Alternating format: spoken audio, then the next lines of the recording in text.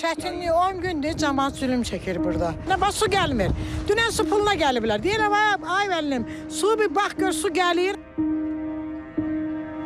Binəqədi rayon Zəngibasar küçəsində yaşayan sakinlər üçün bu yay ötən illərdən daha ağır keçir. Deyirlər günlərdir ki, su üzünə həsrətik. 85 yaşım var. Mən içməyə də su tapıram. Mən gedirəm o başqa tərəflərdə harda su var, əlimdə paçoqla su gətirirəm, mən ondan bir istəçən çay qoyub içirəm. Çətin, çox çətindir. Bir mənə yox, hamımıza çətindir. Bugün 7 gündür mənim uşaqlarım evdə yoxdur. Evdə yoxdular. Harda suyun gəlməməyinə görə. Suyun gəlməməyinə görə. Anası gilə, xalası gilə, harda su gəlir ora. İndi evdə 2 nəfər qalmışıq biz. Güdürük ki, saat 10 dəqiqə, 15 dəqiqə səhər su gəlib. Yaxşı, bunu verə bilərsən də. Ta bilmədiyin nəyi dolduraq o 10 dəqiqənin, 5 dəqiqənin içində.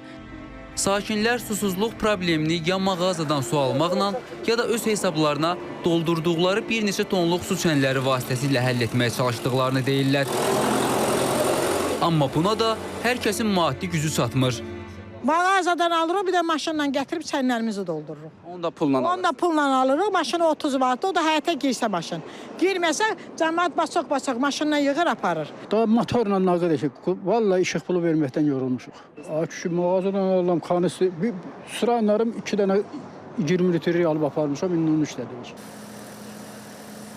Bəs qızmar yay günlərində sakinlərin üzləşdiyi bu problem nə vaxt həllini tapacaq? Sualını cavabdeh quruma, iri şəhərlərin Birləşmiş Su Təchizatı xidmətini ünvanladıq.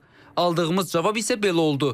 Sözügedən ünvanda suyun gəlməməsi Binəqədi rayon Məmməd Səid Ordubaydı küçəsindəki qəza ilə bağlıdır.